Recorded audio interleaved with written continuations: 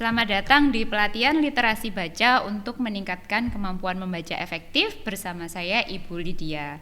Nah, pada kesempatan kali ini kita akan belajar tentang kemampuan membaca. Nah, kemampuan membaca ini ada hubungannya dengan literasi baca yang saat ini diperlukan dalam asesmen kompetensi minimum. Nah, apa itu literasi baca? Menurut Kamus Besar Bahasa Indonesia, literasi baca itu adalah kemampuan untuk memahami teks tertulis ya. Jadi informasinya baik yang tersurat maupun yang tersirat dan menggunakannya untuk mengembangkan pengetahuan dan potensi dirinya.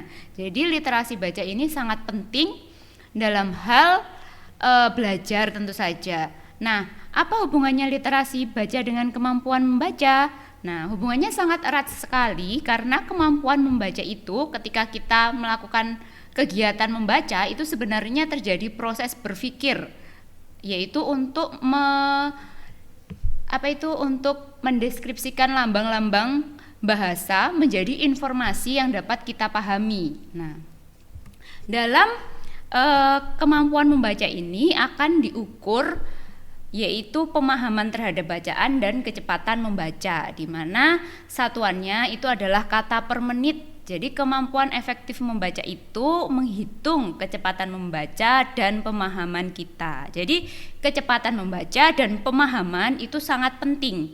Semakin efektif kita dalam membaca, maka kita dapat melakukan membaca itu dengan cepat, tetapi pemahamannya juga sangat bagus. Nah, selanjutnya, apa saja sih masalah dalam membaca itu? Nah, yang sering dialami oleh pelajar biasanya itu yang menghambat kecepatan membaca efektifnya adalah kebiasaan membaca yang tidak efektif. Kebiasaannya ini apa aja nanti akan kita bahas. Yang kedua yaitu belum tahu teknik-teknik membaca yang tepat. Jadi sebenarnya membaca itu dapat disesuaikan dengan tujuannya. Karena membaca yang efektif itu adalah membaca yang fleksibel. Membaca yang fleksibel itu yang sesuai dengan tujuan dari membaca itu. Misalnya kita ketika membaca novel, kita bermaksud untuk mencari hiburan, itu harus berbeda dengan ketika kita membaca untuk menemukan informasi. Misalnya ketika mengerjakan soal-soal ulangan seperti itu. Maka kecepatan membaca dan teknik membaca yang akan kita gunakan itu pasti juga harus berbeda. Seperti saat kita akan mencari kata-kata di dalam kamus misalkan. Nah, itu juga ada teknik membaca tertentu. Lalu yang ketiga, masalah ini tuh berasal dari dalam diri seseorang, yaitu kurangnya minat baca. Minat baca ini bisa ditumbuhkan dari berbagai hal. Misalnya kalau di dalam sekolah sekarang sudah ada gerakan literasi sekolah. Nah, ini bisa dengan adanya pojok baca di setiap kelas, lalu di perpustakaan disediakan berbagai referensi yang bisa dibaca, yang menarik seperti itu. Lalu kebiasaan membaca yang harus diubah karena kebiasaan membaca yang seperti ini itu dapat mengganggu pemahaman kita ketika membaca dan kecepatan membaca kita. Apa aja itu? Yaitu yang pertama, kepala ikut bergerak sesuai dengan gerakan mata. Jadi kalau membaca tuh kepalanya ikut bergerak ketika matanya bergerak sesuai dengan baris ketika membaca sebuah teks. Jadi ketika kita membaca itu harusnya kepala tegak lurus ke bacaan, yang bergerak adalah matanya saja. Nah, seperti itu. Lalu yang kedua yaitu kebiasaan membaca bersuara atau bergumam. Ini biasanya dilakukan oleh anak-anak sekolah dasar ya. Jadi bagi mereka yang masih pada tahapan belajar membaca seperti itu, biasanya membacanya dengan bersuara atau bergumam. Padahal ketika kita membaca bersuara itu terjadi dua tahapan proses berpikir, yaitu ketika kita menerjemahkan lambang, kemudian memahaminya, lalu disalurkan lagi dengan produksi suara. Jadi terlalu banyak tahapan-tahapan. Jadi tidak efektif ketika kita ingin membaca cepat, sebaiknya kita membaca dalam hati. ya. Menggerakkan bibir itu juga termasuk kebiasaan yang harus diubah. Lalu ini menunjuk dengan jari-jari kita. Biasanya ada beberapa orang yang kalau membaca itu jarinya ikut bergerak sesuai dengan gerakan matanya. Jadi kalau matanya baca dari kiri ke kanan, jarinya ikut menunjuk tulisannya itu dari kiri ke kanan. Nah, ini juga mempengaruhi efektivitas membaca. Lalu yang terakhir yaitu regresi. Regresi itu adalah pengulangan kembali. Ketika kita menemui kata-kata sulit, misalkan dalam pembelajaran IPA, nama-nama Latin seperti itu, kita mengulang-ulang di satu kata itu. Nah, itu juga menghambat efektivitas membaca. Jadi kalau kita menemukan kata-kata yang sulit, dilewati saja dulu, cari informasi selanjutnya untuk bisa memahami kata-kata sulit yang kita temukan tadi. Lalu bagaimana cara agar kita bisa membaca cepat dan efektif? Nah, mari kita simak video berikut ini. Terima kasih Anda menyaksikan video dari membacacepat.com bersama saya Muhammad Nur. Dalam video ini, saya ingin menunjukkan bahwa Anda sebenarnya mampu membaca dengan cepat. Coba Anda perhatikan papan tulis berikut. Nanti akan muncul teks yang bergerak dengan kecepatan tinggi dan mengandung banyak kata sekaligus. Anda akan melihat bagaimana Anda sebenarnya masih dapat membaca teks ini dengan cukup baik. Untuk itu, silahkan Anda konsentrasi sejenak dan silahkan Anda mulai membaca teks berikut ini.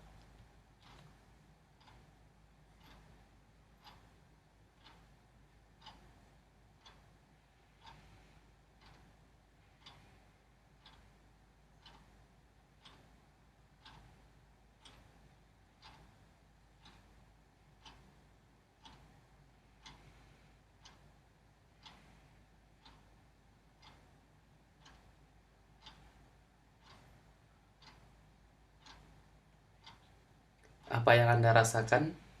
Saya yakin Anda masih bisa membacanya. Dan inilah teks yang baru saja Anda baca. Anda perhatikan bahwa teks ini cukup banyak, dan jika Anda mampu membaca teks tadi, itu artinya Anda telah membaca 2 kali lebih cepat dari rata-rata orang. Bayangkan, hanya dengan latihan sederhana, Anda bisa melihat bahwa Anda mampu membaca dengan jauh lebih baik. Terima kasih Anda sudah menyaksikan video ini. Sampai bertemu kembali dalam video berikutnya di membacacepat.com bersama saya, Muhammad Nur. Nah, bagaimana? Dari video tadi kita dapat membaca kata-kata yang bergerak tadi. Kalau Anda dapat membaca kata-kata yang bergerak tadi, berarti Anda punya kecepatan membaca 2 kali lipat dari kecepatan membaca rata-rata orang. Nah, kecepatan rata-rata membaca orang dewasa itu antara 200 kata per menit hingga 250 kata per menit. Untuk pelajar kelas 8 SMP itu disarankan paling tidak 175 kata per menit hingga 200 kata per menit ya. Nah, itu tadi ketika kita melihat kata-kata yang bergerak, yang muncul, yang sebenarnya adalah sebuah teks. Nah, dari kata-kata yang bergerak itu sebenarnya menunjukkan bagaimana mata kita itu berefleksi untuk menerima lambang bahasa, kemudian menerjemahkannya menjadi informasi di dalam pikiran kita, seperti itu. Jadi kecepatan membaca itu dipengaruhi dengan seberapa sering kita berlatih membaca. Semakin sering kita membaca, maka kecepatan membaca kita bisa meningkat. Oleh karena itu, kita harus melakukan kegiatan membaca sesering mungkin. Nah, tapi bagaimana kalau kita latihan mengenali kata dan kelompok kata? Nah, di layar sudah muncul kan? Ada satu baris kalimat. Nah, tulisannya di situ terbalik-balik, tetapi apakah kalian bisa membacanya? Nah, kalau kalian bisa membacanya, berarti kalian sebenarnya sudah punya simpanan kata dan kelompok kata itu di pikiran kalian. Jadi di dalam otak itu sudah ada bagian dari otak di bagian bahasa itu kata sebenarnya dikelompokkan berdasarkan urutan dari lambang bunyi yang mirip. Misalkan kata kelapa dan kepala itu sebenarnya di dalam pikiran kita disimpan di satu segmen yang berdekatan. Jadi kenapa kalau kita membaca kelapa dan kepala itu kadang bisa tertukar ketika tidak fokus, itu karena memang penyimpanannya di dalam otak itu segmennya berdekatan. Nah, tapi kita bisa membaca satu baris kalimat ini kan? Karena satu baris kalimat ini, kata-kata yang ada di dalamnya itu sudah kita kenali, sudah sering kita jumpai. Jadi kemampuan membaca cepat terkait erat dengan kemampuan mengenali kata. Itu adalah kata-kata yang sudah sering kita jumpai. Jadi ketika semakin sering kita melihat kata itu, semakin cepat kita dapat membacanya. Nah, ini adalah latihan yang kedua, yaitu menemukan kata yang sama dari kolom yang pertama yang ada di sebelah kiri dengan kolom-kolom yang ada di sebelah-sebelahnya. Yang kata pertama dilihat di layar ya, burung. Nah, burung itu ada di kolom yang keberapa yang sama ada kata burungnya. Nah, misalkan burung ada di kolom ketiga, prediksi ada di kolom keempat, selamat ada di kolom pertama, mencatat ada di kolom kedua, pagar ada di kolom keempat, membaca ada di kolom ketiga, cepat ada di kolom keempat, selamat ada di kolom kedua, cerdas ada di kolom pertama, dan bahagia ada di kolom kedua. Nah, kalau kalian tadi bisa langsung menemukannya, itu berarti gerakan mata kalian sudah bagus dalam mengenali kata. Nah, sekarang kita latihan untuk menemukan kelompok kata. Nah, coba yang di sebelah kiri itu langsung dicari yang sama dengan yang di sebelahnya di kolom 1, 2, dan 3. Nah, rumah makan ada di kolom kedua, ayam goreng ada? Tidak ada di kolom di situ ya. Jadi sapu lidi ada di kolom kedua, tempat tidur ada di kolom ketiga, buku tamu di kolom pertama, mobil baru di kolom kedua, onak duri di kolom pertama, lari pagi di kolom ketiga, meja kursi ada di kolom kedua, dan ayah ibu ada di kolom ketiga. Kalau kalian tadi bisa menemukan kelompok kata yang sama dalam waktu yang cepat, berarti gerakan mata kalian sudah bagus. Nah, itu salah satu hal-hal yang bisa dilakukan untuk melatih kecepatan membaca. Jadi semakin sering kalian membaca, semakin sering kalian melihat suatu kata, melihat kelompok kata, maka kalian akan semakin cepat mengenalinya jika dibutuhkan. Ya. Nah, latihan untuk mempercepat gerakan mata selanjutnya adalah ketika kita membaca teks, itu membacanya jangan horizontal, jangan dari kiri ke kanan, tapi dari atas ke bawah atau vertikal. Jadi langsung dilihat keseluruhan teks. Nah, kita belajar untuk melebarkan jangkauan mata. Nah, jangkauan mata itu apa, Bu? Nah, kita lihat di slide ini. Coba, kalau ibu minta kalian fokus ke gambar segelas susu, nah, gambar-gambar yang ada di sampingnya itu terlihat nggak? Bisa lihat? Nah, itulah yang dinamakan dengan jangkauan mata. Jadi jangkauan pandang mata. Jadi misalkan kita fokus pada satu benda, itu benda-benda di sekitarnya itu masih bisa terlihat oleh kita. Nah, contohnya kalau ibu minta kalian fokus ke kata cinta, kalian bisa lihat kata di samping kiri dan kanannya enggak? Bisa?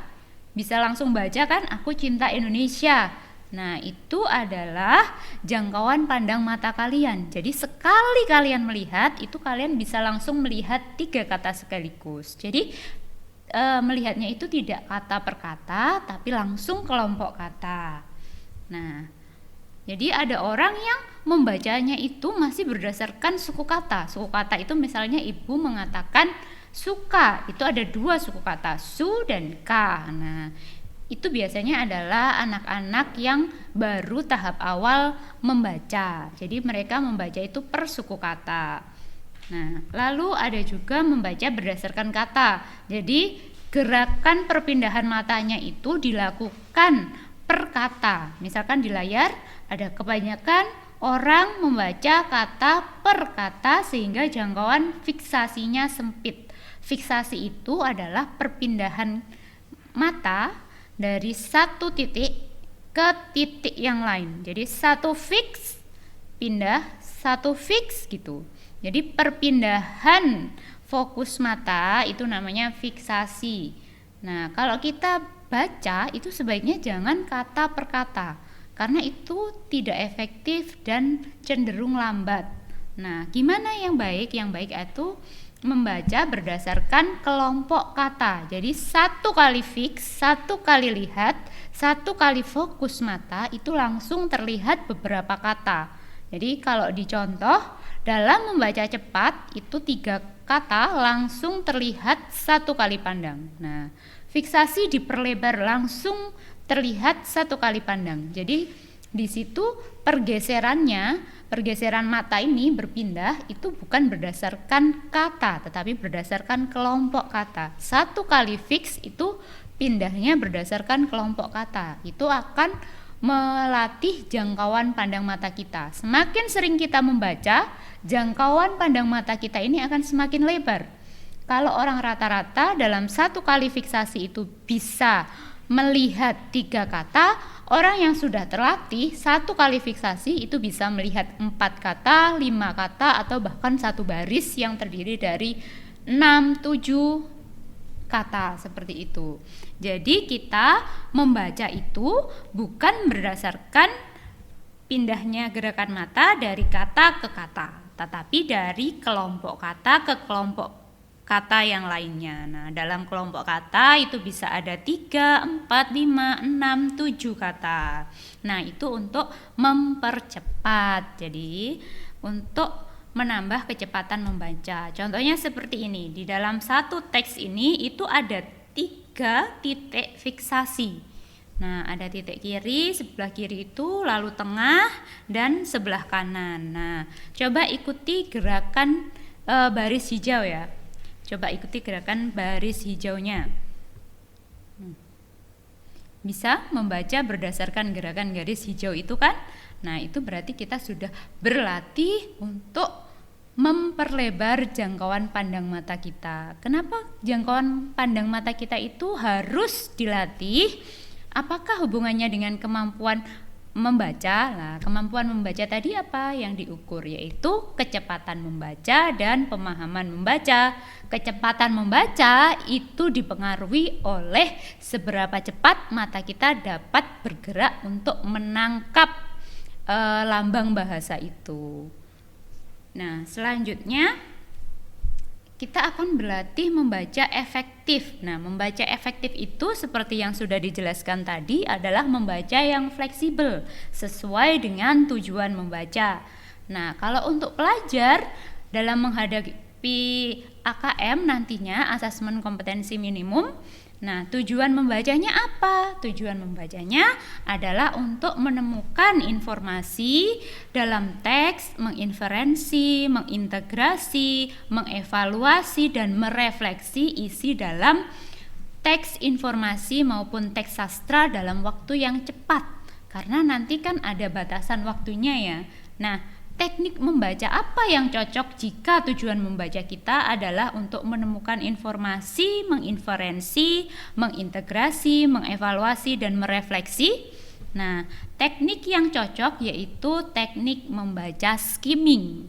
Nah, membaca skimming itu adalah membaca sekilas atau membaca cepat untuk mendapatkan sebuah informasi dari sebuah teks. Nah, skimming itu dilakukan dengan cara-cara seperti apa? Yang pertama, ketika kita membaca ada sebuah soal, itu langsung kita baca soalnya dulu. Ketika kita sudah membaca soalnya, kita cari kata kuncinya. Kata kunci apa yang sebenarnya dimau, yang harus kita cari, informasi apa yang kita cari. Nah, setelah kita sudah menemukan kata kunci, lalu kita baca awal dan akhir kalimat di setiap paragraf. Kenapa? Karena pola pengembangan paragraf itu ada yang deduktif dan ada yang induktif. Ketika paragraf itu dikembangkan dengan deduktif, berarti intinya pokok paragrafnya, idenya itu ada di awal, berarti ada di kalimat pertama. Sedangkan ketika itu induktif, berarti ide pokoknya ada di akhir paragraf. Jadi kalau kita baca, kita langsung aja dulu ke kalimat pertama dan kalimat terakhir. Nah, setelah itu kita melanjutkan dengan berpikir mengenai arti teks tersebut. Kalau misalnya itu soalnya tentang inferensi atau kesimpulan, bagaimana kita menghubungkan satu dengan yang satu, jadi informasinya itu secara tersirat, tidak langsung ada di dalam sebuah teks, tapi kita perlu satu kali proses berpikir lagi. Maka teknik membaca yang harus kita lakukan adalah membaca cermat. Jadi ada membaca cepat dan ada membaca cermat. Kalau membaca cepat itu bisa digunakan untuk mencari informasi yang literal yang ada di dalam teks atau tersurat. Kalau cermat itu berarti kita harus mencari dengan lebih teliti. Nah, waktu membacanya itu diperlambat. Membaca cermat itu kita berfokus pada pemahaman isinya. Jadi kita latihannya adalah dengan banyak membaca. Jadi kita harus meningkatkan frekuensi membaca. Misalnya kalian dalam 1 minggu habis berapa buku untuk dibaca? Sudah membaca berapa buku dalam 1 minggu? Sudah membaca berapa halaman? Nah, misalkan kalian seminggu mampunya membaca 20 halaman. Nah, itu harus dilatihkan lagi, ditingkatkan. Minggu berikutnya harus baca 25 halaman. Minggu selanjutnya ditingkatkan lagi, harus 30 halaman, seperti itu.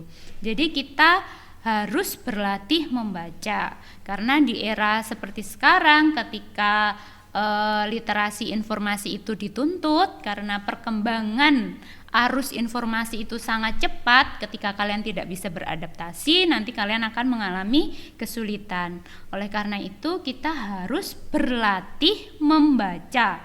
Kalau di sekolah kan setiap hari Rabu ada kegiatan literasi, kalian diminta untuk membaca. Nah, itu salah satu bentuk latihan yang bisa dilakukan di sekolah. Tetapi yang paling harus diterapkan itu ketika kalian ada di rumah dalam membaca, dalam waktu luangnya itu kalau bisa digunakan untuk membaca. Boleh membaca cerpen, membaca puisi, membaca artikel ilmiah, nah membaca jurnal-jurnal. Nah, sesuai yang kalian suka, membaca koran, majalah, boleh.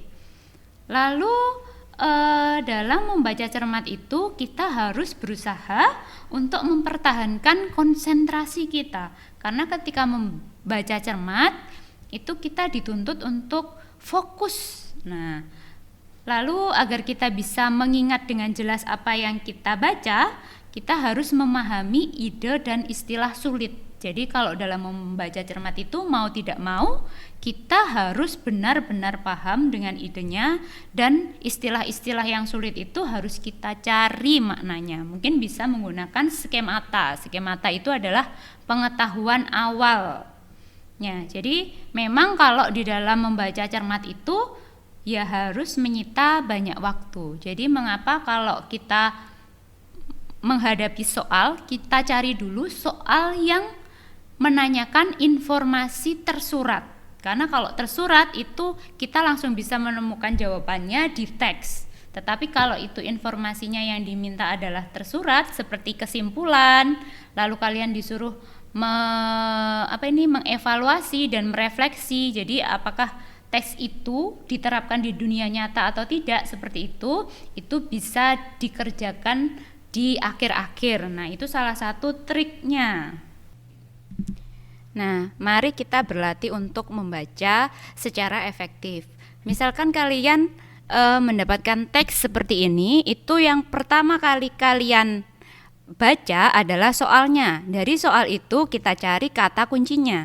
Di teks kali ini kata kuncinya adalah kebutuhan hidup bayi laba-laba. Lalu kita baca petunjuknya bahwa di situ kita harus memilih 3 jawaban yang benar. Jadi dari 5 pilihan jawaban itu ada 3 yang benar. Selanjutnya langkahnya agar lebih efektif, kita langsung baca ke opsi jawabannya, jadi ke pilihan jawabannya. Dari pernyataan pertama kita cari kata kuncinya. Nah, kata kuncinya di sini adalah makan supaya tubuh penuh dengan gizi. Jadi kita langsung kembali ke teks, kita cari kata makan secepat mungkin. Mata kita terus bergerak mencari kata makan. Nah, kata makan sudah ditemukan, berarti kita lihat lagi pernyataannya sesuai nggak dengan yang ada di teks. Kalau sudah sesuai, berarti pilihan jawabannya ini dicentang, berarti benar. Kemudian pilihan yang kedua, induk laba-laba bertelur. Di sini kata kuncinya adalah selalu bertelur dan jaring-jaring. Mata kita kembali ke teksnya, kita cari selalu bertelur dan jaring-jaring. Apakah ada di situ selalu bertelur dan jaring-jaring? Selalunya tidak ada ya. Kalau kita ragu-ragu terhadap pilihan jawabannya, kita langsung saja lompati ke pernyataan berikutnya, ke pilihan selanjutnya. Kata kuncinya adalah berguling menunjukkan punggung kepada bayi-bayinya agar disantap. Kita langsung kembali ke teks, kita cari kata berguling. Nah, setelah kita dapat, kita sesuaikan apakah pernyataan itu sesuai dengan yang ada di teks. Kalau sesuai, berarti kita centang dan pernyataan itu benar. Selanjutnya, punggung si induk laba-laba dipenuhi telur. Nah, kata kuncinya ada punggung dipenuhi telur. Apakah itu ada di dalam teks? Di teksnya ada nggak punggungnya yang ada telurnya? Tidak ada. Hanya keterangan bahwa bayi laba-laba menaiki punggung sang induk. Berarti itu pernyataannya tidak sesuai. Lalu yang pilihan terakhir kita lihat. Semuanya adalah kata kunci karena semuanya penting. Jadi ada punggung laba-laba yang dinaiki, disuntik racun, enzimnya dicerna, dan sang induk dilahap oleh bayi laba-laba. Pernyataannya itu sesuai ya, seperti yang ada di kalimat terakhir paragraf dalam teks. Jadi pilihan jawaban ini adalah benar juga. Kalau kita sudah menemukan 3 pilihan jawaban yang benar, berarti opsi yang kedua tadi salah. Nah, begini cara untuk membaca secara skimming. Kita cari kata kunci dari setiap pernyataan. Selanjutnya, kalau kalian menemukan sebuah infografis seperti ini, nah, kita langsung baca ke soalnya yang pertama. Soalnya kita cari kata kuncinya. Di situ Pak Danu melakukan pengecekan kolesterol di puskesmas. Hasil pengecekan menunjukkan bahwa kolesterol Pak Danu tinggi. Berarti ini kolesterol Pak Danu adalah kata kunci. Lalu tingginya kadar kolesterol dalam tubuh agar berdampak buruk bagi kesehatan. Oleh karena itu Pak Danu membutuhkan asupan nutrisi yang seimbang. Berdasarkan tabel tersebut, jenis ikan apa yang sebaiknya dikonsumsi Pak Danu? Jadi yang ditanyakan, informasi yang mau kita cari adalah jenis ikan yang sesuai untuk dikonsumsi Pak Danu yang menderita kolesterol tinggi. Nah, berarti kita harus langsung ke tabel kolesterol. Yang tabel-tabel lain itu nggak usah kalian lihat, langsung dilihat di tabel kolesterol. Kalian cari yang kolesterolnya paling rendah, karena Pak Danu tadi mengidap kolesterol tinggi. Nah, sudah ketemu ada 2 ikan yang kolesterolnya paling rendah, yaitu ikan tenggiri dan ikan kembung. Berarti pilihan jawabannya adalah ikan tenggiri dan kembung. Jelaskan alasanmu. Alasannya ya karena tadi keduanya memiliki kadar kolesterol yang lebih rendah sehingga sesuai untuk Pak Danu yang kolesterolnya tinggi. Nah, yang seperti ini sudah membaca inferensi. Jadi kalian menyimpulkan. Lalu jika ada teks yang seperti ini, kita akan mencari benar dan salah berdasarkan pernyataan di dalam teks. Nah, ini adalah teks tentang kesetaraan gender dalam budaya si Bali Pari masyarakat Mandar. Langsung kita baca ke pernyataan pertama. Meningkatkan persaingan. Jadi kata kuncinya ada persaingan antar peran laki-laki dan perempuan dalam rumah tangga. Apakah pernyataan ini benar atau salah? Kita langsung kembali ke teks, kita cari kata kuncinya. Ternyata di sini pada kalimat pertamanya itu si Bali Pari merupakan kegiatan saling membantu. Kalau saling membantu kan berarti bukan persaingan ya. Nah, ini langsung kita jawab bahwa itu adalah pernyataan yang salah. Lalu pernyataan yang kedua, mempererat persaudaraan melalui budaya saling membantu antar warga. Kita cari, mata kita langsung mencari kata-kata mempererat persaudaraan atau sinonimnya. Nah, di situ muncul kata gotong royong. Itu kan berarti saling membantu. Dan ada di kalimat yang terakhir itu membantu antar warga masyarakat. Berarti pernyataan ini adalah benar. Pernyataan yang ketiga, meningkatkan kesetaraan gender. Nah, kesetaraan gender itu apa? Kesetaraan gender itu berarti adalah persamaan hak laki-laki maupun perempuan dalam hal-hal seperti pendidikan, lalu pekerjaan. Nah, seperti itu. Jadi kita langsung cari kata kunci yang masih memiliki makna yang sama, arti yang sama dengan kesetaraan gender. Nah, kita dapat lihat di situ ada kata suami dan istri sama-sama bekerja mencari nafkah. Berarti itu ada kesetaraan untuk memperoleh pekerjaan. Lalu suami dan istri mempunyai ruang dan akses untuk bekerja tanpa batas. Nah, itu berarti sudah ada kesetaraan gender. Ini memang inferensi ya, yang untuk pernyataan ini tuh kalian harus menyimpulkan dulu dari pernyataan yang ada, dicari sinonimnya, dicari makna-makna yang mirip seperti itu. Jadi pernyataannya ini benar. Lalu yang terakhir, menciptakan nilai dan norma baru dalam masyarakat. Apakah ada kata-kata bahwa ini menciptakan nilai dan norma baru? Tidak ada kan? Kata kuncinya di sini adalah budaya. Jadi nilai-nilai yang ada dalam si Bali Pari ini sudah membudaya, berarti sudah ada sejak zaman dahulu. Jadi tidak menciptakan nilai dan norma baru, melainkan sudah ada sejak lama. Berarti pernyataannya itu salah. Nah, seperti ini. Lalu kalau kita mendapatkan teks sastra seperti ini dan kita disuruh untuk memasangkan frasa dari frasa mana yang sesuai, kita langsung saja membaca frasa yang di kolom pertama dan kita cari ke teks. Jadi misalkan kalau yang pernyataan pertama itu frasanya mengawali pagi. Kita cari di teks kata-kata mengawali pagi itu terusannya apa. Misalnya matahari muncul dari celah-celah pohon rindang. Berarti itu kan pagi hari. Aku membuka kedua kelopak mataku perlahan, cicitan burung bersautan.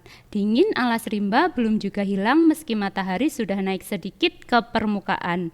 Berarti dia mengawali pagi dengan apa? Kita cari kejadiannya. Berarti keadaan di situ tadi kan dingin. Nah, berarti dingin dan cicitan burung bersautan. Berarti ada di kolom yang S itu. Lalu yang kedua, menangkap ikan salmon. Lalu mata kita langsung cari ikan salmon. Cari kata ikan salmon. Sejenak saja langsung digerakkan dari atas ke bawah dengan metode vertikal. Nah, kita temukan ikan salmon ada di sebelah mana kata-katanya. Ada di lumayan ke bawah ya. Nah, langsung kita tarik garis ke menggunakan ranting karena di situ mereka menangkap ikan salmon dengan menggunakan ranting-ranting yang ujungnya runcing. Nah, seperti itu. Diteruskan di rumah bisa berlatih. Semakin cepat, semakin sering kalian berlatih, maka kecepatan membaca kalian bisa meningkat. Nah, dan ini tipsnya untuk menjawab soal-soal pemahaman bacaan. Nah, yang pertama dahulukan soal. Jadi kita harus membaca soal. Setelah itu kita mencari informasi dari kata kunci di dalam soal itu. Kita cari informasinya di paragraf pertama atau di kalimat pertama ya, atau di kalimat terakhir dari satu paragraf. Lalu kita gunakan teknik membaca cepat, yaitu dengan teknik skimming. Kalau scanning itu digunakan misalnya kalian mencari kata di kamus. Nah, itu kalian urutkan kan, misalnya kita cari it. Nah, berarti awalannya kan i. I itu kita langsung cari di sebelah huruf i. Lalu urutan keduanya e. Lalu kita cari di urutan yang keduanya itu lalu T. Nah, jadi kita langsung menemukan kata it itu dicari dari huruf pertama, huruf keduanya apa, ketiganya apa, seperti itu berurutan. Kalau untuk teknik membaca cermat digunakan ketika informasinya itu yang dicari adalah informasi-informasi simpulan, integrasi, evaluasi, dan refleksi. Dan yang harus dilakukan adalah memperkaya kosakata kita dan memahami ejaan bahasa Indonesia. Nah, jadi kuncinya untuk meningkatkan kemampuan membaca adalah dengan berlatih membaca. Nah, berlatih membaca itu bukan hanya sekali, tetapi berkali-kali seumur hidup. Nah, jadi setelah kalian menonton video ini, Ibu harap kalian konsisten untuk berlatih membaca di rumah. Nah, setelah ini kalian bisa mengerjakan link di bawah di kolom deskripsi untuk mengukur kemampuan efektif membaca kalian. Terima kasih.